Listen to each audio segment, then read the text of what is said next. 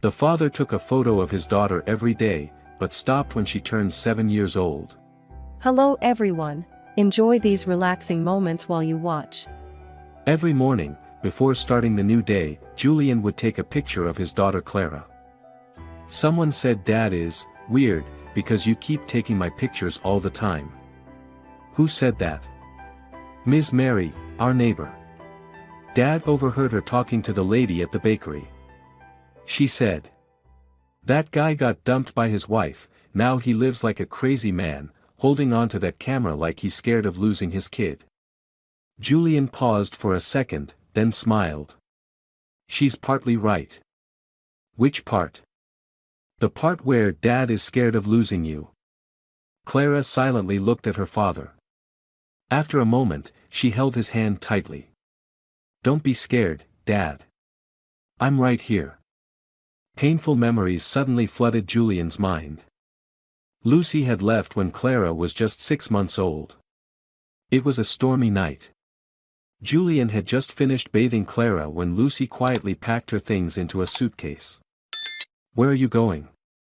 Lucy didn't answer, just gripping the suitcase handle tightly, avoiding his eyes. "Lucy, say something. Where are you going? What about our daughter?" She still didn't turn around, only whispered, "Thomas is waiting for me downstairs." Julian stood frozen. "Thomas, my best friend?" "Yes. I'm sorry. You're leaving your 6-month-old daughter, to run away with Thomas. I can't live like this anymore, Julian. I'm suffocating. I don't love you anymore. But our daughter. Clara. You love her enough for both of us. You raise her. You'll do better than I ever could." The door slammed shut like a knife through his heart. Baby Clara was lying quietly in her crib, her clear eyes not yet understanding anything. Julian sank to the floor, his body shaking. That night, he took the first picture, Clara lying in the crib, her chubby cheeks puffed up, her tiny hands tightly holding a stuffed rabbit. From then on, Clara grew up under Julian's protection. "What do you want for dinner tonight, Clara?" "Fried eggs." "You always want fried eggs." "Because Dad makes them the best." Julian laughed. He was standing in the kitchen while Clara perched on a chair, her legs swinging back and forth as she sang and drew. "What are you drawing?" "A picture of you and me." "Let me see." "Not done yet. It's a secret." That night, after Clara fell asleep, Julian opened her drawing pad. The first page showed 2 people holding hands, walking in a park. The second page, a dad holding a camera, snapping a picture of a laughing little girl. Underneath the drawing was a neatly written line in colored pencil, "Dad is my superhero." Julian, Clara was really well behaved today. Rosie, the neighbor downstairs, greeted him as they entered the building. "Hi, Ms. Rosie." "Hello, sweetie. Just got back from school." "Yes, today I got a 100 on my math test." "Wonderful. Your dad must be so proud." "My dad's the proudest dad in the world." Julian smiled, placing a hand on his daughter's shoulder. Ms. Rosie watched the father and daughter enter the elevator, her eyes slightly wistful. She had witnessed the day Lucy left, and all the days afterward, Julian staying up countless nights rocking Clara to sleep, working while holding her, learning to change diapers while silently crying. "Are you afraid of ghosts, Clara?" "No." "Why not?" "Because I have Dad." "Huh, then who are the ghosts afraid of?" "They're afraid of Dad." "Exactly." Clara laughed out loud, spreading her arms wide. Julian lifted his camera and caught the moment she was soaring in midair, her eyes sparkling with joy. "Dad, where do you keep all the pictures?" "On my computer's hard drive."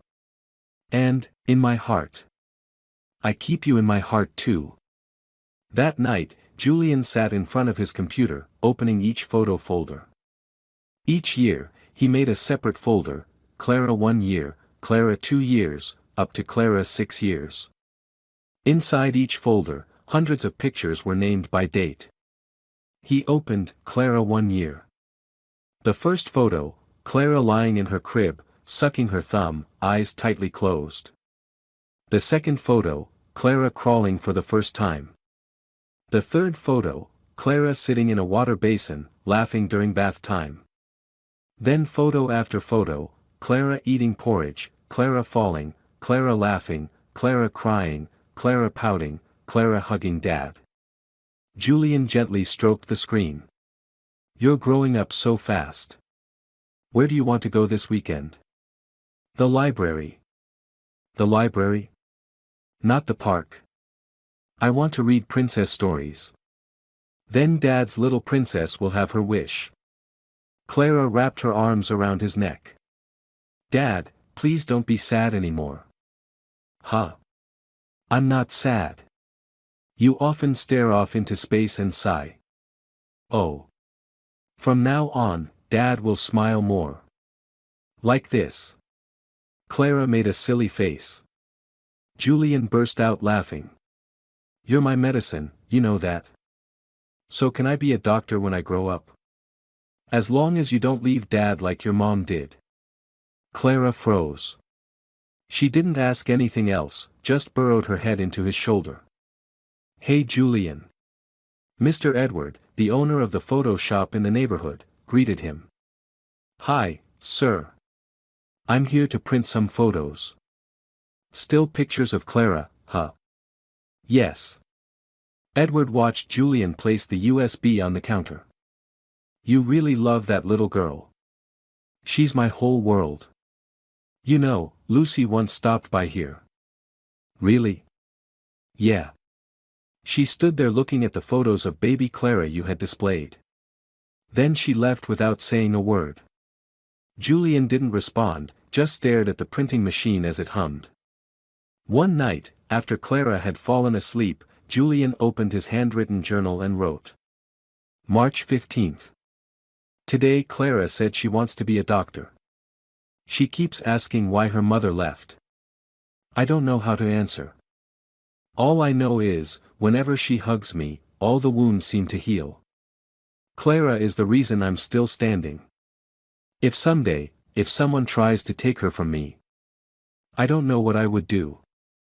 He closed the notebook, stood up, and walked into his daughter's room. Clara was sleeping soundly, hugging her old stuffed rabbit. He kissed her forehead gently, whispering. Dad promises, no one will take you from me, no one. Dad. Today Ms. Amelia said I get to read a poem at the school opening ceremony. Clara came running from the school gate, cheeks flushed, eyes shining. Really? You're amazing. Julian opened his arms, twirling her around the schoolyard. Tomorrow we'll buy you a new dress. You have to look stunning for your big moment. Clara hugged his neck tightly. You'll be my #1 fan, okay? Always. The two of them laughed, unaware that this was one of the last peaceful moments they would share. Julian, you got some mail, Rosie said, handing him a thick envelope, her hands trembling slightly. Thank you, Ms. Rosie. Julian opened it curiously. Inside was a court summons from the family court. Petitioners, Lucy Williams and Thomas Henry Carter. Content, request for custody review of Clara Reed, currently under the temporary care of Mr. Julian Reed following separation. No way. He whispered, his face going pale. Rosie stepped closer. They're trying to take her back. They can't, after 6 years of silence. They didn't care about her at all. Julian staggered back to his apartment, heart pounding like a drum. Do you know who Thomas is, Clara? Dad's friend, right? Why are you asking? Yeah. Your mom and Thomas, they just filed a petition. What petition? They want you to live with them. Clara stayed silent. After a moment, she said. I don't even know him. And Mom never came back to visit me. Why do they want me now? Julian squeezed her tiny hand tighter. I don't know either, sweetheart. But I'll do everything to make sure you don't have to leave me. I promise. The next day, Julian went to visit an old college friend, Stephen Rivers, who was now a lawyer. They're saying you have psychological issues. That your habit of photographing Clara every day shows obsessive, controlling, almost creepy behavior. That's my way of loving her. You know that, Stephen. I never forced her, never locked her up. I know, but the court won't look at it with a heart. They'll look at paperwork and evidence. Legally speaking, you don't have stable employment. You can't prove sustainable income. I freelance. I illustrate and write content for children's book publishers, because I want time to raise Clara. And that's exactly what they'll use against you. Thomas is an architect, Lucy works at a bank. They have stable finances, and the court will listen to that. Stephen, you saw me rock her to sleep when she was 3 months old. You saw me changing diapers while working deadlines, standing outside ER rooms when she had a fever so high she couldn't wake up. Don't tell me the law would choose them. I'll do everything I can. But you have to be prepared, this fight won't be easy. I don't want to go to court, Clara said, her eyes red. But we have to, sweetheart. I need you by my side. Are you scared, Dad? Terrified. But you said, you're a superhero. I am. And superheroes never give up. Clara smiled and nodded. I'm a superhero too. The first hearing took place in a small courtroom, with 3 chairs for adults, 2 lawyers, and 1 judge. Lucy wore a business dress, her hair lightly curled, her makeup carefully done. Thomas sat next to her, his face emotionless. Julian gripped Clara's hand tightly as they walked in. You're still the same, huh, Julian?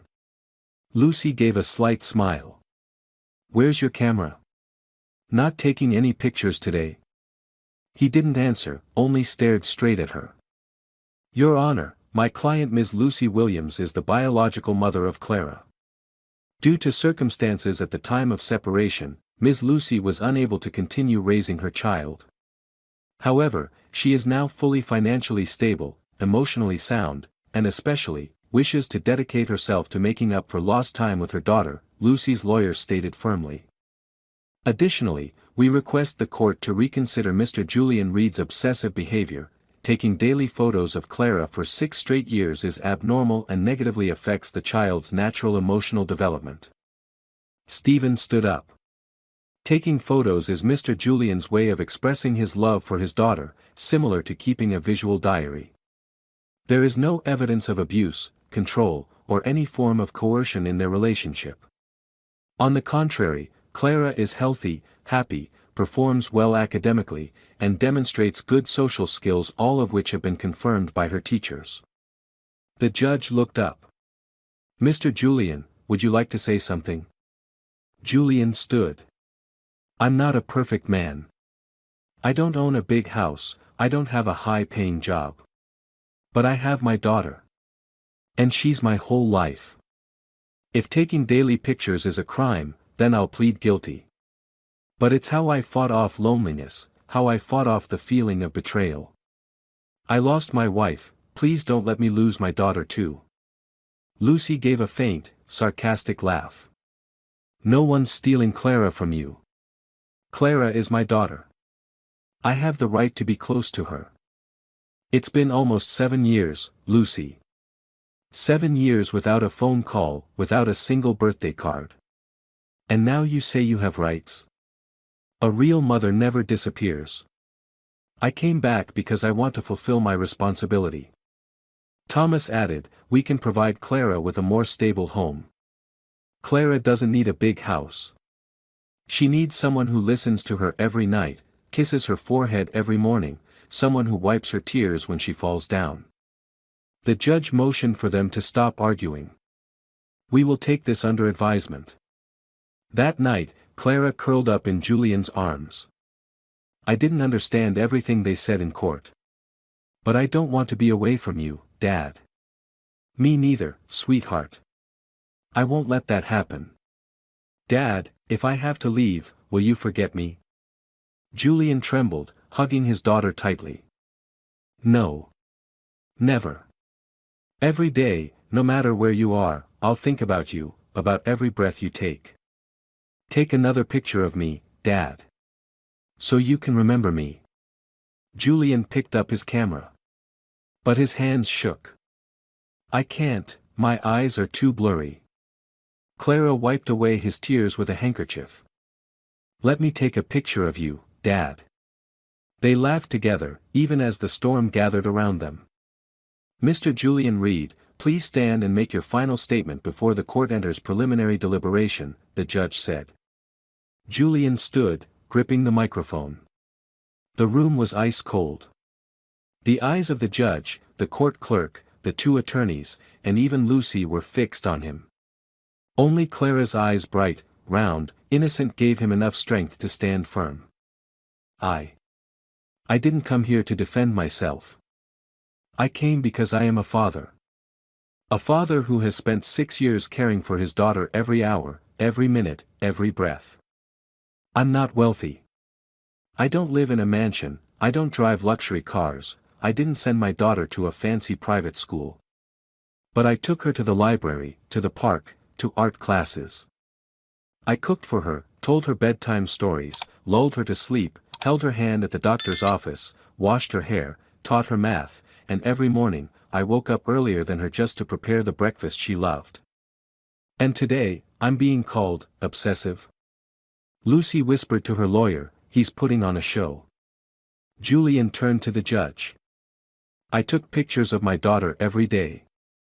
Yes. But not to control her, to preserve her. Because I once lost my wife to my best friend. And that pain left me terrified. Terrified that one day Clara would disappear too and I would have nothing to hold on to. The photographs never hurt Clara. They kept me alive. The judge nodded slightly. Thank you, Mr. Julian. We will review this carefully. You need a psychological expert, Stephen said as they sat in his law office. What do you mean?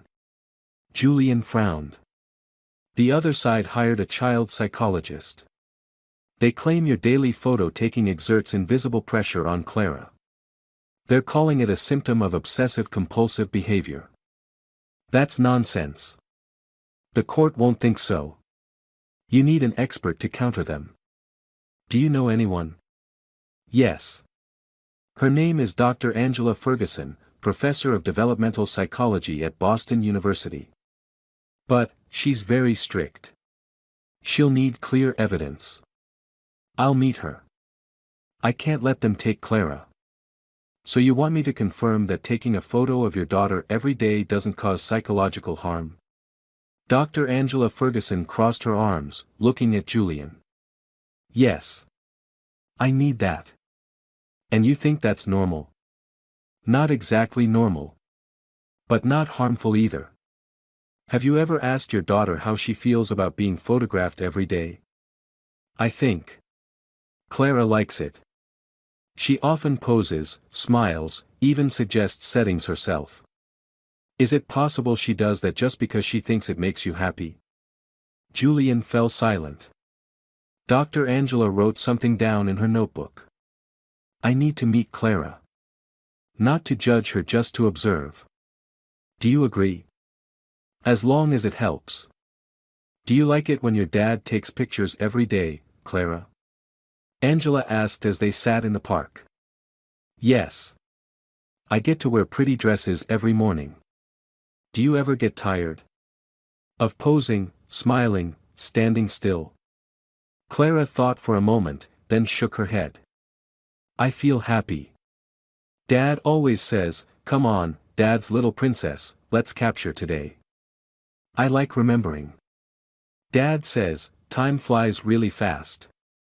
Why do you think your dad takes pictures? To remember me. Why remember you if you're right there with him? Because Mom left him, Clara whispered. Angela looked straight into the little girl's eyes, then nodded. Thank you, Clara. You are very smart and very brave. At the next hearing, Lucy's lawyers presented evidence, a video recording of a statement by their private child psychologist, a man named Dr. Lewis Monroe. Mr. Julian Reed displays signs of serious emotional dependency on his daughter. Maintaining the behavior of photographing her daily for 6 years suggests a mild obsessive-compulsive disorder, which negatively impacts the child's emotional independence. The judge turned to Stephen. Rebuttal. Stephen submitted Dr. Angela Ferguson's report. According to Dr. Ferguson, there is no evidence that Clara suffered any psychological harm. On the contrary, documenting memories helped her develop memory skills, foster positive emotions, and most importantly, created a secure emotional bond with her father. Dr. Ferguson was called to the stand. Ms. Ferguson, do you believe Mr. Julian's behavior is normal? Not normal. But also not abnormal in a negative sense. Every family expresses love in their own way. The issue isn't the behavior itself, but the results of the behavior. And in this case, Clara is happy, stable, and strongly bonded to her father. Thank you. Lucy stood up.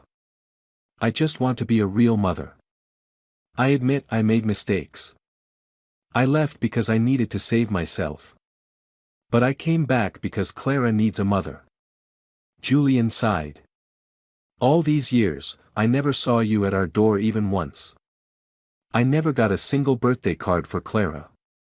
Now you say it's for her. Or is it because you're now rich enough to prove you're decent? Thomas interrupted. Don't pretend to be noble. You don't own Clara. She needs a future, not some cheap sentimental photographs. Julian clenched his fists. I don't own her. I love her. There's a difference. After a week of adjournment for further investigation, the trial resumed. The judge announced. After careful consideration of living conditions, financial stability, and psychological impact on the child, the court declares. Julian swallowed hard, his heart pounding in his chest. Clara squeezed his hand, pressing herself into his side, trembling.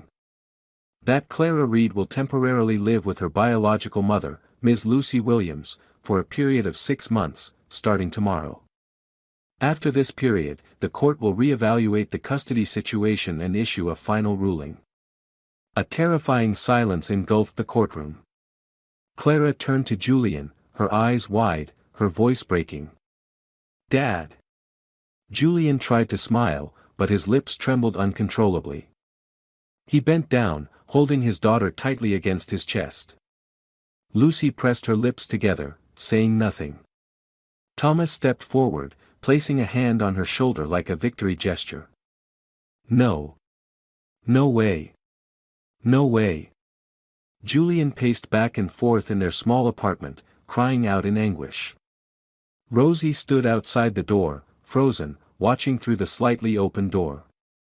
She's only 6 years old, never lived away from her father. How can they tear her away like this, she whispered, clutching her chest. Julian collapsed onto the floor. The last photo he had printed slipped off the table onto the ground. He picked it up. It was a picture of Clara drawing in the living room. He hugged the photo to his chest as if he were hugging his daughter herself. The next morning, it drizzled lightly. Clara sat on her bed, hugging her worn-out stuffed rabbit. I'm not going. I'm not going anywhere. She shook her head, her eyes filled with tears. Julian knelt beside her, wrapping her in his arms. I don't want you to go either. But, the court has decided. I don't like Mom. Mom never called, never sent letters. She doesn't love me like you do, Dad. Hush. I know, sweetheart. I know. But you have to be strong, okay? I believe you'll be okay. And after 6 months, if you still want to stay with me, we'll fight again. Clara sobbed uncontrollably, clutching her father's neck as if she would never let go. Dad, take another picture. Take it so I can remember you. Julian froze. He had never thought about taking the last picture. He grabbed his camera, carefully wiped the lens, and led Clara out to the balcony, where soft light filtered through the thin drizzle. Clara stood next to the car window, pressing her little hands against the glass, her eyes looking straight into the lens as if begging for help. "Dad! I don't want to go." Click. The sound echoed like a final knife slicing through his heart. "Remember to call me every day," Julian said as he placed Clara's suitcase into the car trunk. Lucy, wearing a long raincoat, held an umbrella over Clara as she sat in the back seat. "I'll let her call if she wants to," Lucy replied coldly. "Don't cut off my contact with her. Please, Lucy. You should focus on rebuilding your life. Clara needs stability. You're the one with issues, Julian." The court saw it clearly. Thomas stepped forward, closing the car door, then looked at Julian. "You should know when to let go." Julian said nothing. He took a step back, standing still as he watched the car slowly roll out of the apartment complex gate.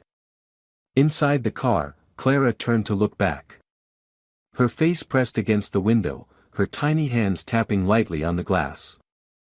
Julian watched, tears streaming silently down his cheeks. His hand still clutched the camera. The photo he had just taken was still inside the last one. "Aren't you going to eat?" Rosie brought Julian a bowl of hot soup. "Thank you. I'm not hungry. I know this hurts a lot. But Julian, you need to keep up your strength."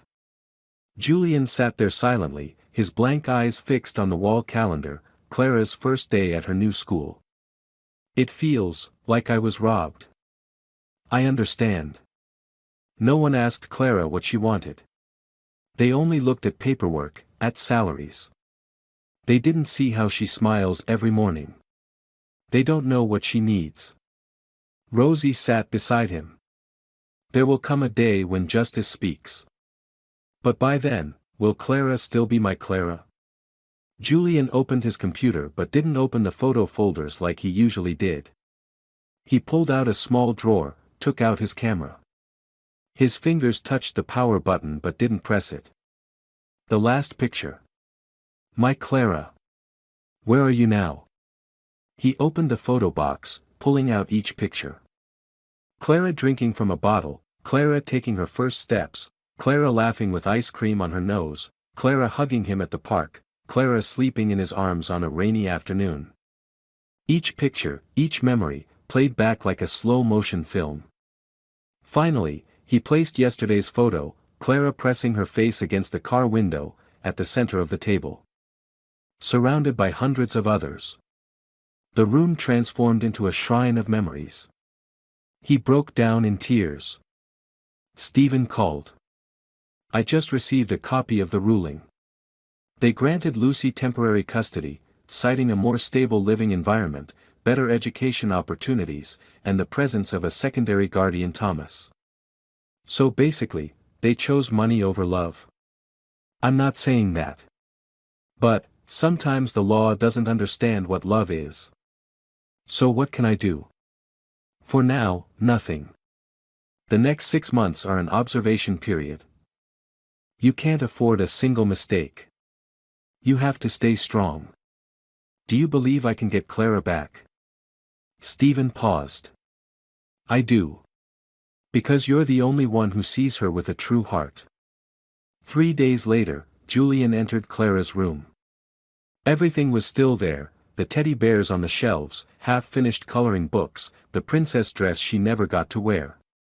He sat down and quietly placed the camera inside the drawer. "Sleep well. Clara isn't here anymore." The room froze in time. Only the sound of rain against the window and his painful heartbeat remained. Julian never took another picture after that day. His apartment lost all its usual light. No more laughter, no more "Daddy" calls, no more mornings where Clara jumped on the bed to wake him up. Only silence and the final photo. Clara by the window, her tear-filled eyes forever asking a question only Julian could hear. "Dad, why did I have to leave? Cannot complete the call." Julian stared at his phone screen. It was the 10th time he had dialed Lucy's number that week and the 10th time he heard the same automated message. He opened his messaging app. Julian, please let me talk to Clara. Just for a few minutes. Julian, is she okay? Does she miss me? Julian, I'm her father. I have the right to know. The messages remained unread. He dropped his head onto the table. The phone lay silent next to a cup of coffee that had long gone cold. 1 week passed. Then 2. No call. No message from Lucy. Nothing from Clara. Stephen received a call from Julian at midnight. You have to help me. She blocked all communication. Julian, they're in the temporary custody period. They have the right to control contact. But I'll file an official request to demand updates about Clara's situation. Stephen, I can't sleep. Every time I close my eyes, I see her face pressed against that car window, begging without words. I don't know what she's eating, what she's learning, when she's sleeping. I'm losing my mind. I know. Hang in there. I'll do everything I can. Day 33. Julian stood outside Lucy's house. A quiet 2-story home, white picket fence, neatly trimmed trees. He rang the doorbell. No one answered. He rang again, this time holding the button longer. A figure appeared from the backyard. It was Thomas. What are you doing here? I want to see Clara. She's busy studying. Just 5 minutes. I've been cut off from her for over a month. Thomas crossed his arms. The court said 6 months. We're following the rules. You should respect that. Respect? What about respecting the bond between me and my daughter? You lost custody, Julian. Not me. And that gives you the right to cut me off completely? You should go home, Julian. Don't make things worse. Thomas shut the gate. Julian stood there, frozen, fists clenched, rain starting to soak his shoulders. Week 6. Julian sent a handwritten letter to Lucy's house. He wrote every word with a trembling hand. Dear Clara. Daddy misses you. I miss your voice, the smell of your hair, your laughter. Every morning, I still look over at your empty bed and imagine you're still there, sleeping, holding your stuffed bunny. I don't know if you're eating well, if you're still drinking warm milk before bed, if someone reads you bedtime stories. I hope you're keeping those habits. I can't take pictures of you anymore. The camera is locked away. But if you ever have a new picture, please write the date on the back. So that someday, when I see you again, I'll know how you grew up, little by little. I love you very, very much. Daddy. He sealed it and mailed it. 3 days later, the letter was returned, stamped in red, recipient refused delivery. Julian, eat something, please. Rosie placed a plate of bread on the table. I'm not hungry. You're wasting away. Julian sat still. Did you know how she used to wake me up every morning? No. She'd sit on my stomach and shout, Dad. We're late for school. Even if it wasn't even 6 o'clock yet. Rosie smiled through teary eyes.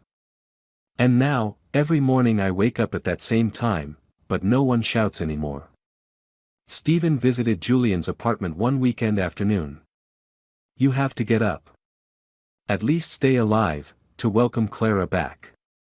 She cut me off from everything. It's like I've been erased from Clara's life.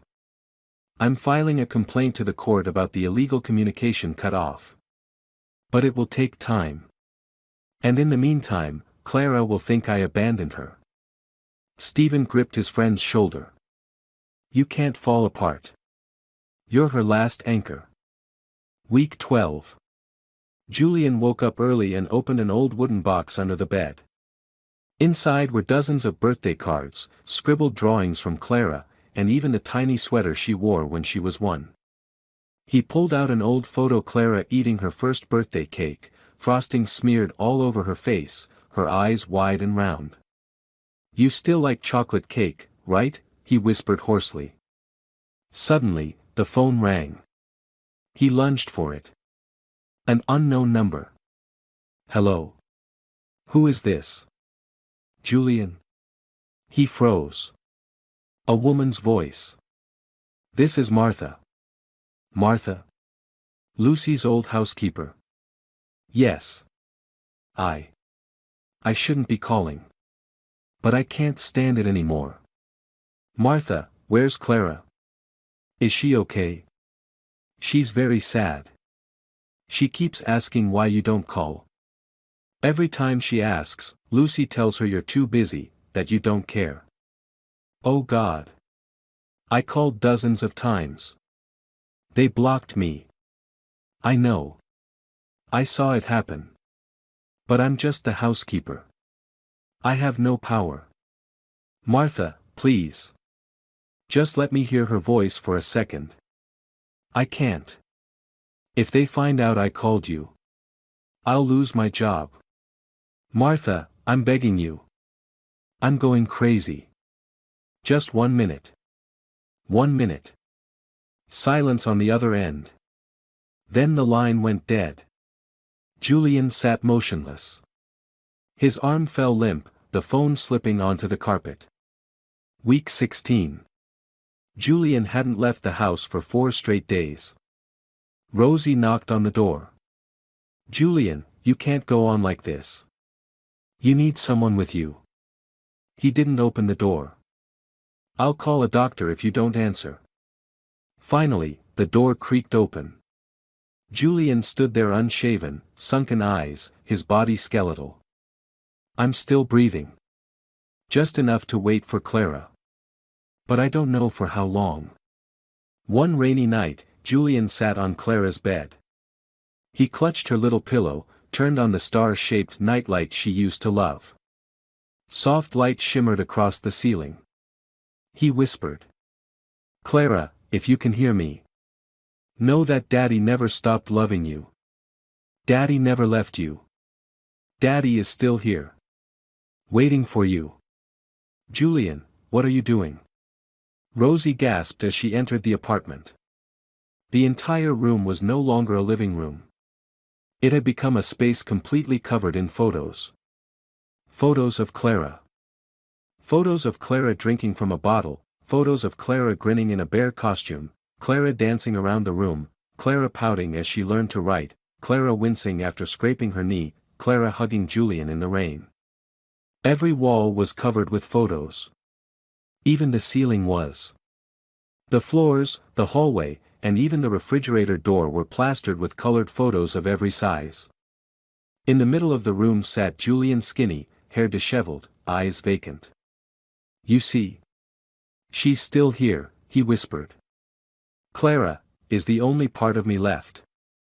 Julian, you have to rest, you have to eat, you have to." "Do you hear her voice?" Julian interrupted, his eyes wide open. "Her voice still echoes every morning. 'Dad, get up, we're late.' Sometimes I think she's hiding somewhere in the house." Rosie grabbed his hand. "You need to see a doctor. This is a symptom of depression. It's a sign of serious emotional trauma." "I'm not sick. I just miss my daughter too much." Stephen came by after getting word from Rosie. "Do you know you're living inside a museum of memories? Look at these photos. Look into Clara's eyes in every one of them." Stephen said nothing. What could he possibly say to a father severed from his child by a cold court ruling? "Are you still working?" Stephen asked. "No." "How about rent?" Ms. Rosie paid for a month. "After that?" "I don't know. You can't keep going like this. I'm going to find you a therapist." Julian let out a distorted laugh. "A therapist won't bring Clara back." That night, Julian sat in the middle of the living room, under the yellow light shining down onto the mess of scattered photos on the floor. He flipped through them, one by one. Some were yellowed, some had torn edges, some were stained with tear marks. One photo slipped from his hand. It was the picture taken the day Clara learned to walk, her tiny arms outstretched on the park grass, her eyes fixed on her father. "Dad, look at me." That voice echoed in his head. He burst into tears. "Where are you, Clara?" Julian began printing more photos. Pictures saved on his computer were now printed in large sizes. He rented space at a nearby print shop, where the employees started calling him the photo man. "How many more do you want to print, Mr. Julian?" Daniel, one of the clerks, asked. "No amount will ever be enough." Daniel looked at him with pity. "Your daughter, she still hasn't come home?" Julian shook his head. "My mom left when I was little. I know what it feels like." Julian gave a faint smile. "Do you still have pictures of her?" "No. But I still remember her face. Photos help me not forget, but they also make the pain worse." Daniel nodded. "But without photos, you'd hurt in another way." One day, Rosie walked in and found Julian arranging photos into the shape of a heart on the floor. "What are you doing, Julian?" "Making a place for Clara to sit when she comes home." "Do you really believe she'll come back?" He looked up. "If I didn't believe, I'd already be dead." Every night before sleeping, Julian would open a new photo, place it in front of him, and talk to it as if talking to Clara. "Are you doing okay? I ate lunch alone today. I hate instant noodles. But I ate them today. Because I ran out of money. I stopped shaving. You used to say I looked like a bear. Maybe you'd prefer bear dad more than human dad. It's raining in Boston tonight. Are you wearing your jacket?" One day, Julian left the house and went to St. Joseph Church. He sat quietly in the last pew, still holding a picture of Clara. Father Joseph approached. "Do you want to confess?" "I have no sins. I just lost my daughter." God understands the pain of a father losing a child. He once endured that pain himself. "But I never abandoned my child. The law took her from me." You need strength to endure, not to blame. Have you ever looked at a photo and thought, that's all you have left? Father Joseph placed his hand on Julian's shoulder. "One day, your little girl will be back in your arms, not just in photos." One night, Julian entered Clara's bedroom. Since the day she left, nothing had been changed. The bed was neatly made, the desk still had her box of crayons, the window still had the paper stars she had pasted there last Christmas. He lay down on her bed, hugged her pillow, and closed his eyes. He dreamed. In the dream, Clara ran toward him, calling, "Daddy." He opened his arms wide, but every time he was about to catch her, she disappeared. He woke up in a cold sweat. Julian met Stephen at the coffee shop on the corner. "Any news?" he asked. Stephen nodded. "Martha, the former housekeeper at Lucy's, just quit her job. She's willing to testify if needed." "What does she know?" "A lot. But she's still scared. It'll take time to convince her." Julian nodded. "I have time. I live by time." Stephen looked at his friend, his eyes full of sorrow. "How long have you been living like this?" 4 months and 13 days. "You count every day?" "I don't. I live inside them." That night, Julian once again sat in the middle of the living room. He placed the photo of Clara the day she left in the center of the table, lighting a small candle in front of it. He whispered, "I'm sorry. I couldn't keep you." The flame flickered, as if nodding in response. He closed his eyes, letting the tears fall in silence. Surrounded by photos, he sat in the very heart of his memories, the only place where Clara still existed. "You need to see a doctor, immediately," Stephen said, staring directly at Julian. "No, Julian shook his head. I'm not going anywhere. Julian, listen to me. You're not eating, not sleeping, not working. You're living inside a house full of photos, talking to pictures, forgetting the days. I'm not forgetting the days. Today is the 142nd day since Clara was taken away. Stephen stifled a sigh. Do you think Clara would be happy seeing you like this? Julian said nothing. His fingers stroked a worn photo, a picture of Clara on her first day of school, her purple backpack slung over one shoulder, her eyes beaming.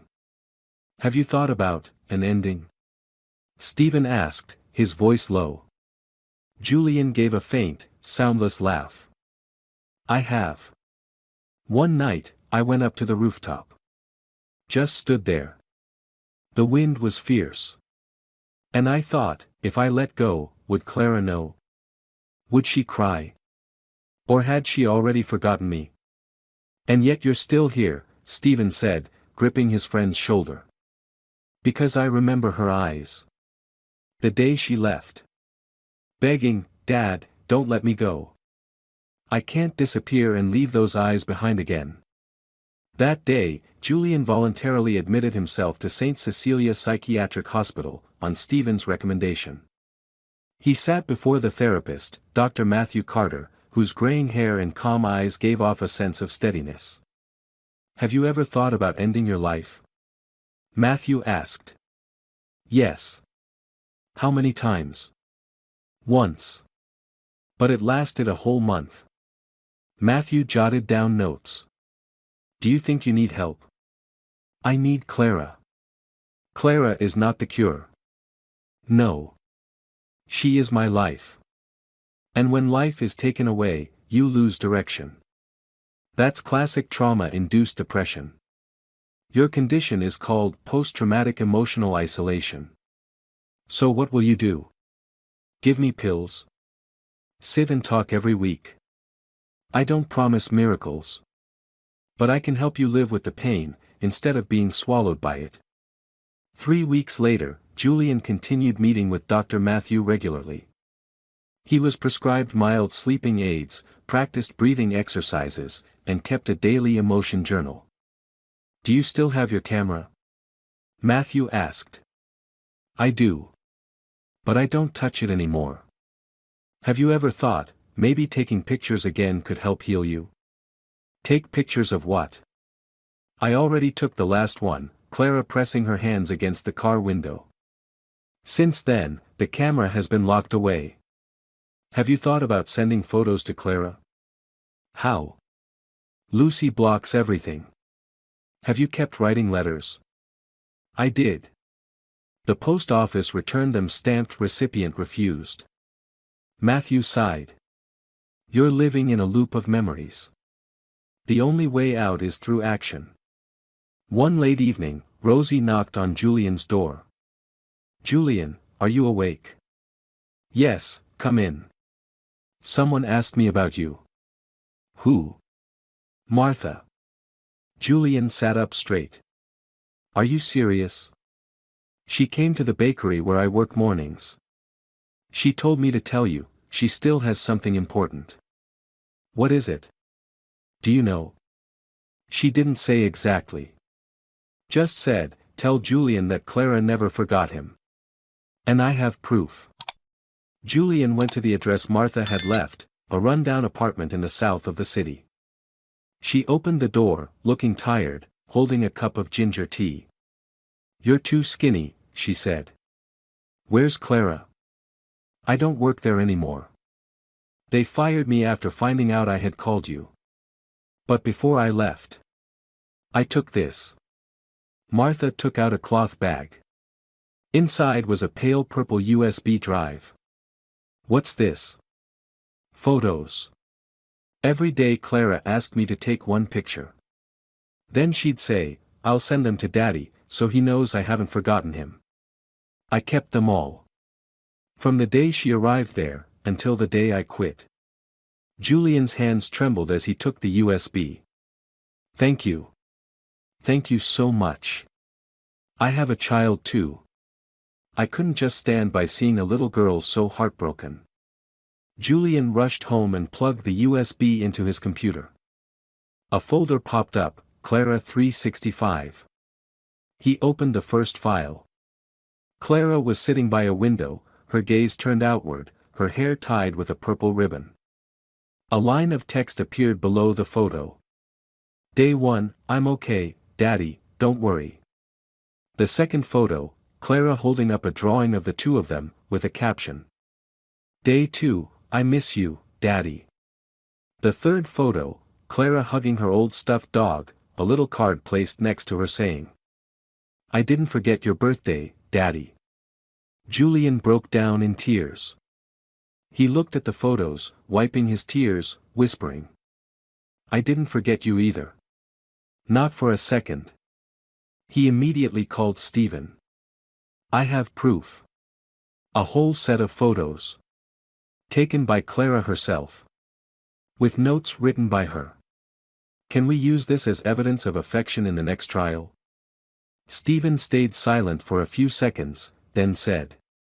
Not only can we use it, it's invaluable. And if Martha testifies, we can request a retrial. This time, I won't let anyone take Clara from me again. That night, for the first time in almost 6 months, Julian opened the cabinet and took out his camera. He carefully dusted it off, loaded the battery, checked the lens. Then he set it on the tripod, turned the lens toward himself. Click. The first picture was not of Clara, but of a father trying to rise again for his daughter. Before going to bed, he opened a photo of Clara sitting in a garden, her gaze distant. In the note, she had written. Day 182, Daddy, I'm not happy. But I try to smile every day. Julian placed his hand on the screen. My sweet girl. Daddy is back. Daddy will fight for you till the end. Julian. You have a package. Rosie knocked at the door, holding a small box wrapped in simple brown paper. Julian opened the door, his eyes bloodshot from sleeplessness. I didn't order anything. No sender listed. But your name is on it, Rosie said, handing him the box. It says, open on March 8th. Julian glanced at his watch. Today was March 8th. Clara's birthday. His hands shook. He sat down on the sofa, carefully peeled off the tape. Inside was a red leather-bound notebook, hand-stitched with golden thread. On the cover, written neatly in marker, were the words. From Clara for Daddy. Julian opened the first page. A small photo was neatly glued to the center.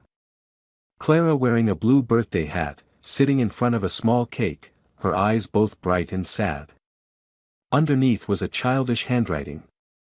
Day 1, Daddy, I'm okay. But I miss you. He turned the page. Page 2, Clara drawing a picture. Day 2, I drew you here. Can you see it, Daddy? Page 3, Clara watering a plant. Day 3, I watered the plants like you taught me. Page 4, Clara looking sadly out the window. Day 4, Mommy says Daddy's too busy to call. Julian collapsed onto the table, hugging the notebook to his chest. Stephen came immediately after hearing the news. You're sure the package didn't have a sender name? Positive. But I think it was Martha. We can definitely use this notebook as evidence. Do you think it's strong enough? Clara wrote every single line herself. The emotions in the photos are undeniable. This is genuine, no one could fake it. Will you help me file for a retrial? Immediately. And I'll contact Martha. If she's willing to testify. This time I won't let Clara fall into silence again. 3 days later, Martha agreed to meet at a small coffee shop near the square. Martha, thank you for everything, Julian said, placing the notebook on the table. I kept it for over half a year. Clara took a photo every single day. When she found out I was leaving, she asked me to send it to you. Why didn't you send it earlier? I was afraid. Thomas has power. Lucy just doesn't care. They threatened to sue me for invasion of privacy if I revealed anything. Martha, if you stand before the court and tell the truth, do I have a chance? You do. If I stand with you. Stephen nodded. I'll issue an official subpoena immediately. And file for a retrial today. 1 week later, the retrial was granted. The new hearing was scheduled in 2 weeks. Julian, this is your one chance. You need to be sharp. The court will question your mental health, your therapy progress. Are you ready? Stephen asked. More ready than ever. The hearing began on a chilly April morning. Lucy sat across the courtroom, wearing a brand new watch, a luxurious dress, her makeup meticulously done. Thomas sat beside her, still cold, exuding quiet confidence. Julian entered, holding the photo notebook tightly. Clara wasn't present. The judge nodded at both sides. We will begin with the new evidence submitted by the petitioner, Mr. Julian Reed. Stephen stepped forward. Your Honor, this is a photo journal created by Clara during her time living with her biological mother. Every day, she documented her feelings, showing her deep emotional bond with her father, and the emotional deficit she experienced from being separated from him. Stephen presented the notebook to the court, then opened selected pages. Please see photo number 14. Clara sitting on a bed, hugging a pillow, with the note. Day 14, I miss Daddy so much I can't sleep. And photo number 63. Day 63, did Daddy eat breakfast? I ate alone and it wasn't fun. The judge thoughtfully flipped through the pages. Emotional evidence is a critical factor in determining a child's best interest, the judge said. Lucy stood up. I object. How can we be sure the child wasn't coached to write this? I saw Martha helping her write sentences. Martha was called to testify. You were the housekeeper at Ms. Lucy's home during the first 6 months after Clara moved in? Yes. Did you ever force Clara to write anything? No. Clara wrote everything herself. I only helped her glue the pictures and bind the notebook. Did Clara seem happy living with her biological mother? No. She often cried quietly at night. She would whisper, Daddy won't forget me. I also heard Thomas forbidding her from making phone calls. Lucy shouted, lies. She was fired for misconduct. She's not a credible witness. The judge motioned for silence. Martha, can you confirm that Clara asked you to send the photo notebook to her father? Yes. She said, if Daddy doesn't see my pictures, he'll think I forgot him. Julian was invited to speak. I'm not rich. I don't have power. But I have a daughter and unconditional love for her. I've lived in hell these past 6 months, not for myself, but for Clara. I don't ask for privileges. I only want my daughter to live true to her own feelings. Lucy interrupted. You think a photo journal changes everything? I have a house, financial security, a future plan for Clara. I'm her mother.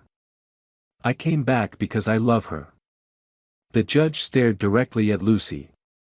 And why, during Clara's first 6 years of life, did you not visit once, not send a gift, not even a postcard?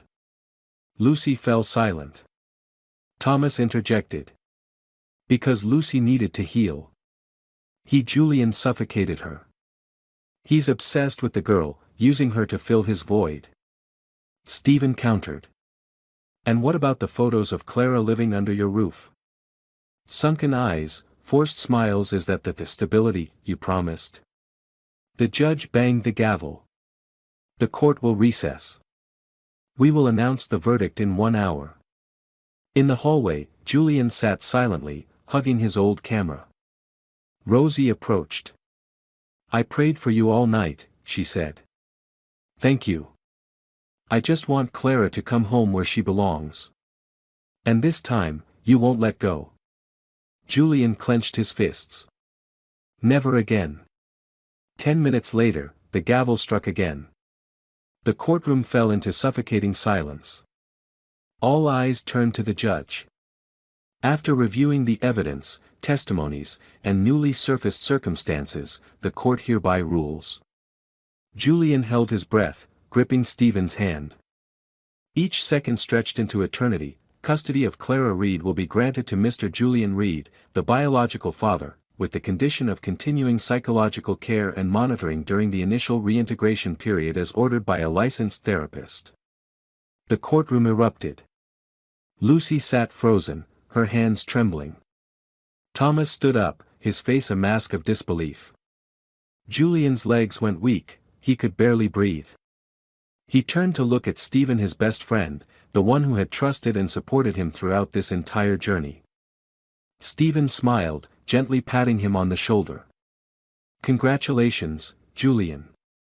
You did it." Julian stood up, walking to the front of the courtroom, his knees nearly buckling. But Clara would be coming back to him. Clara. Julian's voice quivered as he saw his daughter standing at the door, holding a tiny backpack. Next to her were a court officer and one of Lucy's aides, but Clara only had eyes for her father. "Daddy!" Clara ran toward him, her little arms stretched out, her eyes shining like the brightest stars. Julian knelt down, wrapping Clara tightly in his arms, barely believing this moment was real. Clara, the little girl he hadn't seen for so long, was now here in his arms. "Daddy! I missed you so much," Clara said, tears streaming down her cheeks. "I missed you too. I promise I'll never let you go again. I won't leave you anymore, right? No. I won't let you go anywhere ever again." Clara sobbed into Julian's arms. He could feel her little heart pounding fiercely, just like his own. He kissed her forehead, then stood up, holding her hand as they walked out together. As Julian and Clara left the courthouse, Stephen approached, smiling brightly. "You did great, Julian.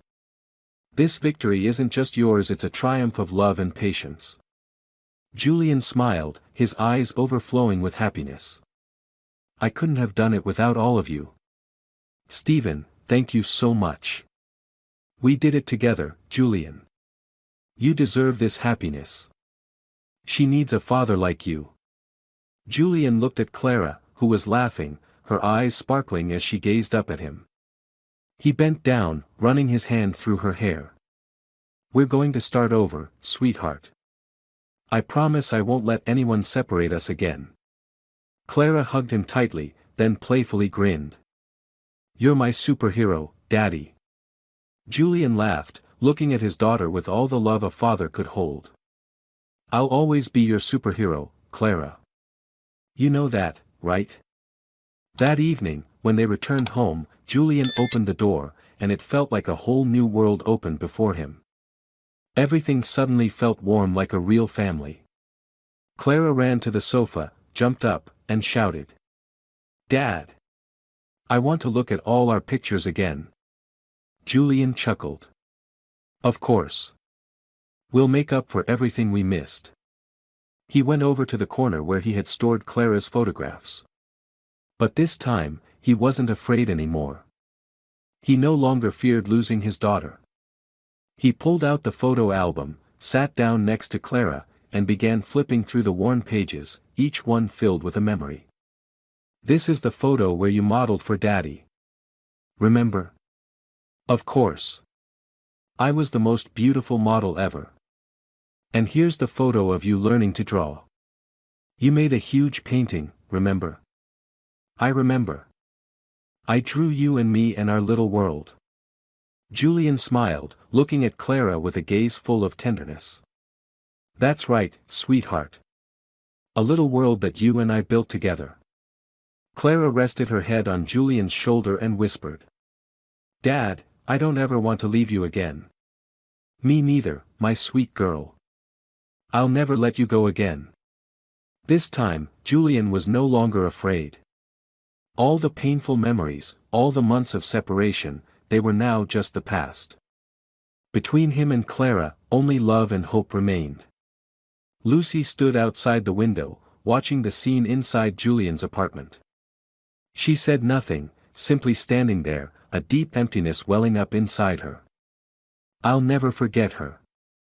But I won't give up either," she whispered, her sad eyes fixed on the joyful image of father and daughter together. The next day, Julian submitted the request to amend the custody ruling. But this time, he wasn't afraid. Nothing could ever stop the love he had for Clara. Tomorrow, the day after, or any day beyond, Julian would always be a father who loved his daughter. And Clara, no matter what, would always be the special little girl in his life. The lesson from this story is that a father's unconditional love for his child is a strength that can overcome all hardships and challenges. No matter how life pushes and shoves, no matter how harsh the law may seem, family love remains irreplaceable. Julian's patience and determination in fighting to reclaim his daughter emphasize that sometimes, genuine love is the most powerful force helping a person endure, overcome pain, and ultimately find happiness and truth. If you enjoyed this story, we invite you to give it a like and subscribe to our channel. Your support motivates us to keep bringing heartwarming stories almost every day. We are very grateful for your support. See you soon.